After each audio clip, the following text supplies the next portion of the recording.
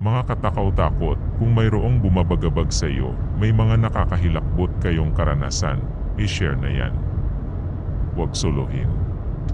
Huwag sarilihin, baka atakehin ka sa puso. Halika, kwentuhan tayo sa kasagsagan ng dilim. Baybayin natin ang kadiliman habang nakikinig sa nakakapanindig balahibo mong experience. Masarap ang kwentuhan habang tayo ay humaharurot sa takot, lalo pa kung hawak ko ang manibela ng lagim.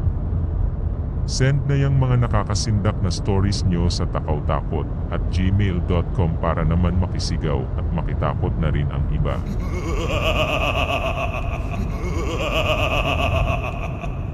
Hola!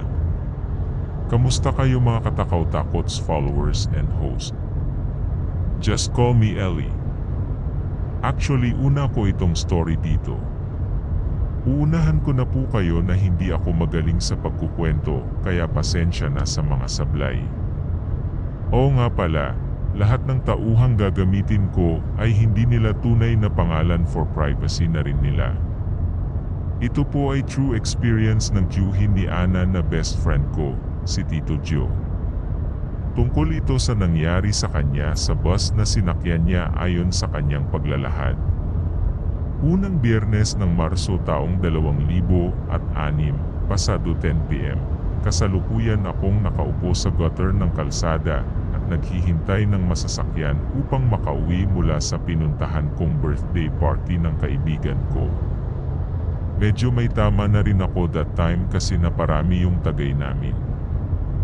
Ayaw pa sana akong pauwiin ng kaibigan ko dahil malalim na ang gabi at 3 oras pa ang biyahe ko, pero nagpumilit pa din ako kasi di ako sanay makitulog sa bahay ng iba. Wala na masyadong mga dumadaang sasakyan, kaya't inabot ako ng kalahating oras sa kakahintay.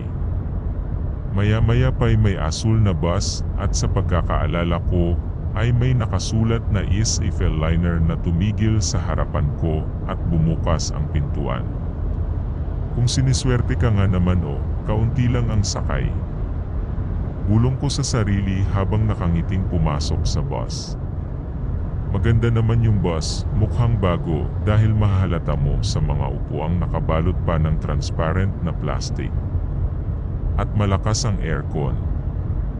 Nang makarating ako sa dulo ng bus at makaupo sa bandang bintana, ay biglang bumigat lalo ang pakiramdam ko.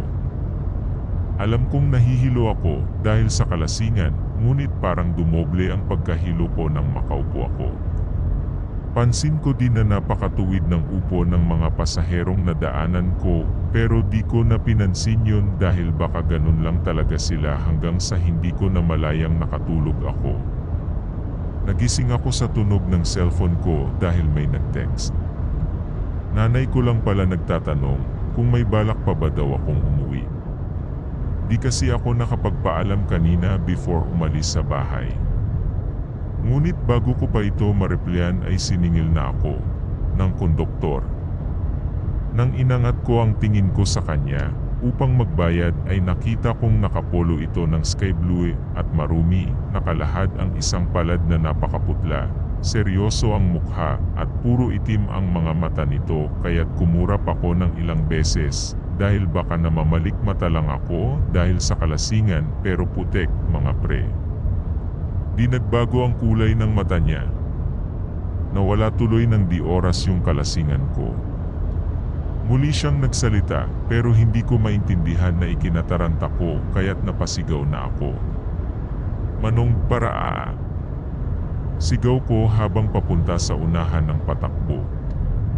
Wala na akong pakialam kung nakaeskandalo ba ako sa mga nakasakay na tahimik lang, basta ang alam ko lang, gusto kong makababa dito sa bus na to. Pero parang di ako narinig ng driver pati na rin ng mga pasahero, at patuloy lang ang pagdadrive niya. Sa maniwala kayo at sa hindi ay kitang-kita ng dalawang mata ko yung konduktor na mukhang patay dahil sa kulay ng balat niya at itim na mga mata. Sa buong buhay ko ngayon lang ako nakakita ng ganung nilalang. Nung para na po. Mangyak-ngiyak kong pag-ulit sa sinabi ko, at mas nilakasan ko pa ang pagsigaw kaya't nilingon na ako ng driver, ngunit tuloy pa rin sa pagdadrive. Laking gulat ko nang makitang katulad ng konduktor na napakaputla ng balat ng driver at purong itim din ang mga matang nakatingin sa akin. Nang magawi ang tingin ko sa mga pasahero ay napamura na lang ako sa isipan ko. Ganon din ang mga mata nila at napakaputla ng mga balat na mas lalong nagbigay ng kilabot sa akin. Tingin ko di sila lalagpas ng 10. Lahat sila ay nakatingin sa akin at naka-poker face. Pakiramdam ko napunta sa ulo ko ang lahat ng dugo sa katawan ko ng mga panahong yon. Halos di ako makapaniwala sa mga nakita ko. Dahil sa pagkataranta ko ay di ko na naisip magdasal, ngunit naalala kong may asin pala ako sa bulsa na lagi kong dala kahit saan. Sabi kasi ni nanay na dapat daw lagi akong may asing dala saan man magpunta para kung sakaling may maka-encounter akong aswang. Or di natin kauri ay di nila ako kayang saktan. Kaya't di na ako nagdalawang isip na kunin ang isang maliit na plastik ng asin sa bulsa ko at agad na isinaboy kahit saan. Matapos kong magsaboy ay bigla akong nakaamoy ng nakakasulasok at nakarinig ako ng napakatinis na tunog dahilan upang mapatakip ako ng tenga at mapaupo. Hindi ko na din alam kung saan ibabaling ang ulo ko dahil sa sobrang sakit na parang mabibiyak. Doon ko na naisip magdasal kahit na di naman ako madasalin hanggang sa gumaan ng kaunti ang pakiramdam ko at tuluyan nang nawala ang tunog na masakit sa tenga. Naramdaman ko ring tumigil ang sinasakyan ko. Nang imulat ko ang mga mata ko ay nabigla ako sa nakita ko. Inilibot ko ang aking paningin at napansing wala ang mga pasahero't driver na mukhang mga bangkay at ang mas ipinagtaka ko pa ay wala ako sa bus kundi nasa gitna ako ng madilim na kalsada at napakasukal ng bawat side nito. Tumayo ako at sinampal ang sarili ko at hinanap ko sa bulsa ang maliit na balot ng asin dahil baka nananaginip lang ako pero wala na ang asin. Totoo nga. Nasa realidad ako. Pero hindi ko alam kung nasaang lugar ako. Muling tumunog ang cellphone at tumatawag na si Mama. Diyos mio Marimar naman oh. Dan, 2:00 na. Anong balak mo ngayon sa buhay mo? Sigaw ng nanay kong bungangera sa kabilang linya. Diyos ko po. Nakalimutan kong mas nakakatakot pa pala si nanay kaysa doon sa impyernong bus na yon. Nay, tulungan mo ko. Di ko alam saan ako pupunta. Naligaw ako sakay ng bus na di ko alam kung halimaw o multo ba yung mga kasama ko.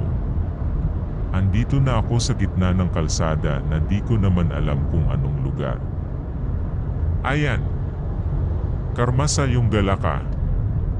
Anak ka talaga ng tatay mong gago eh. Bahala ka dyan.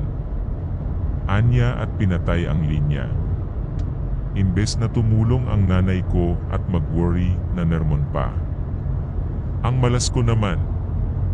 Naglakad na lang ako pabalik kung saan nanggaling yung bus at salamat sa Diyos dahil nakarating ako sa maraming kabahayan.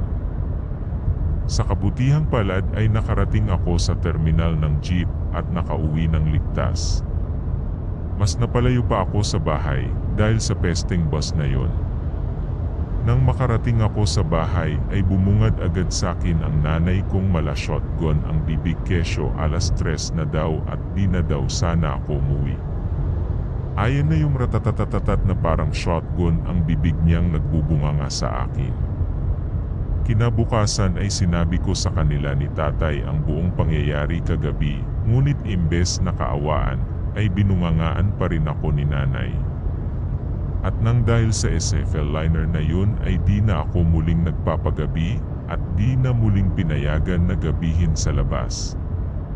Lesson: huwag masyadong magpagabi ng uwi lalo na kung galaan lang naman ang punta mo o kaya'y makiki-birthday lang.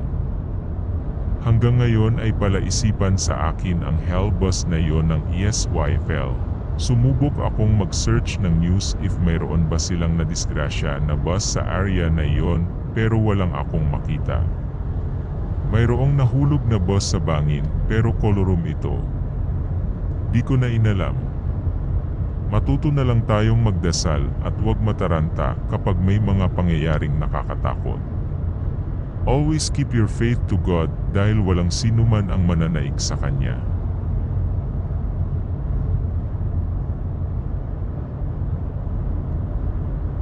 Gusto ko lang malaman if totoo ba tong death chain. Base sa nangyayari sa family namin, parang naniniwala na kami. Kasi 8 na sa pamilya namin ang sunod-sunod na namatay simula nung Marso 2016 na hanggang ngayong Agosto 2017. Nag-start daw yon sa pamamanhikan ng pinsan naming lalaki. At sa di inaasahang pangyayari, namatay ang kapatid na babae ng groom na pinsan din namin. Pero imbis na ipagluksa yung pagkamatay ng kanyang kapatid, itinuloy pa rin ng pamilya nila yung kasal. Then 2 weeks after, namatay yung lolo namin. Then the week after, sumunod ang kapatid ni Tito na uncle din namin at yung isa pang di ko masyadong kilala pero kamag-anak din namin. Matapos ang 2 months, sumunod yung tito ko at 1 buwan ulit ang nakalipas ay pumanaw naman yung mama namin. Sumunod sa mama ko, ang lola namin na sa mother side. Then this August 14, namatay ang lola namin sa father side. Then August 15, sumunod naman yung lolo ko na kapatid ni lola ko sa father side. Ayoko sanang paniwalaan yung death chain.